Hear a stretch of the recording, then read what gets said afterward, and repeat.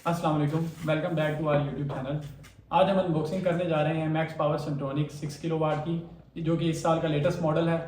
और इसमें इसकी अनबॉक्सिंग करते हैं और देखते हैं कि इसमें क्या क्या एसेसरीज हमें देखने को मिलती हैं। तो स्टार्ट करते हैं अनबॉक्सिंग।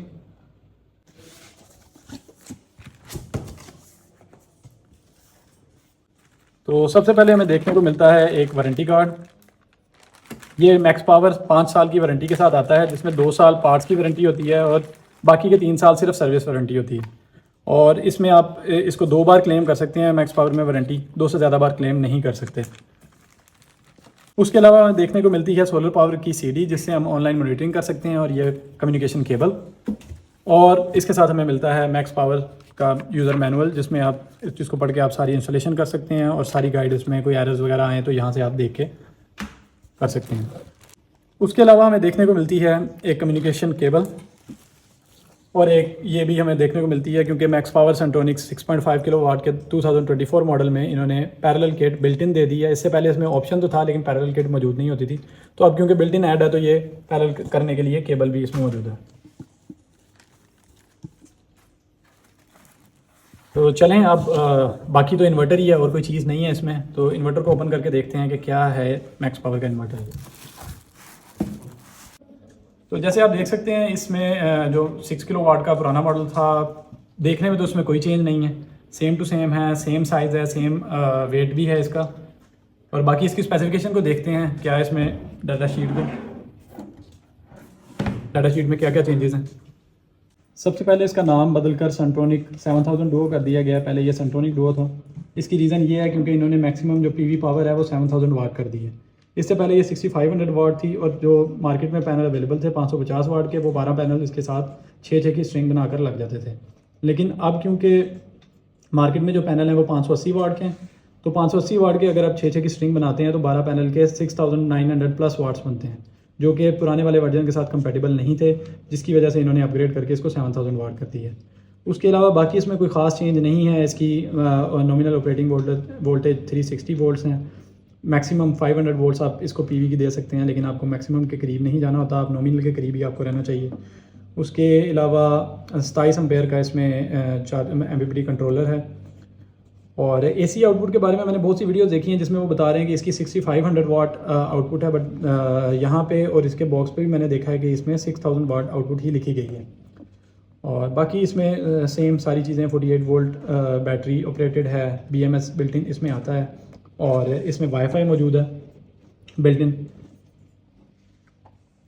उसके बाद हमें कुछ कम्युनिकेशन पोर्ट्स मिलती हैं, और इसका जो LCD डिस्प्ले है वो डिटैचेबल है। आप इसको रिमूव करके कहीं और भी 10 RJ45 केबल आपको चाहिए होगी, और आप इसको कहीं और भी मूव कर सकते हैं। उसके अलावा ये AC आउटपुट की पोर्ट है, AC इनपुट की पोर्ट है। पैरेलल कनेक्शन, जैसे कि मैंने आपको बताया कि इसमें पहले पैरेलल किट नहीं आती थी, अब पैरेलल किट बिल्ट इन है, तो पैरेलल कनेक्शन के लिए ऑप्शन है। उसके अलावा DC इनपुट बैटरी के लिए ये पॉइंट्स हैं, और PV इनपुट के लिए पॉइंट्स हैं।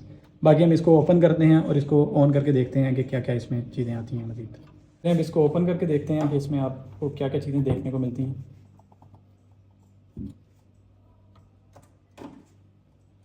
आपको जैसे ये 2 स्क्रूज़ खोलने हैं, तो आपका ये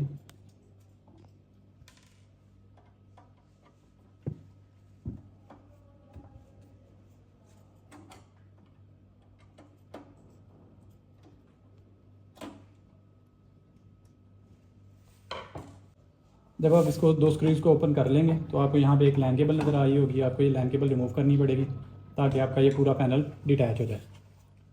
इसको डिटैच करने के बाद जब हम देखते हैं तो हमारे पास AC इनपुट के पॉइंट्स हैं हमारे पास, क्योंकि ये डुअल आउटपुट है, तो इसमें L1 और N1 और L2 N2 लाइट लोड और हैवी लोड के पॉइंट्स हैं। हमारे पास यहाँ पे PV कनेक्ट होगी। ये हमारे 2 बैटरी के पॉइंट्स हैं, और उसके अलावा ये पैरेलल किट, जैसे कि बात हुई है, पैरेलल किट इसमें ऑलरेडी मौजूद है। और DC के लिए ये इनपुट ब्रेकर भी यहाँ पे मौजूद है। अगर आप चाहें तो आप इस पूरे पैनल को डिटैच करके अपने किसी रूम में लगाना चाहें तो जस्ट आपको ये केबल की एक्सटेंड करने की ज़रूरत है, और आप ये पूरा पैनल निकाल के अपने किसी रूम में लगा सकते हैं। बाकी सब यहीं लगा रहेगा, सिर्फ ये इतनी LCD और ये हिस्सा डिटैच होगा, और ये जाके इस कम्युनिकेशन केबल के थ्रू यहाँ पे कनेक्ट करने के बाद आप इसको यूज़ कर सकते हैं।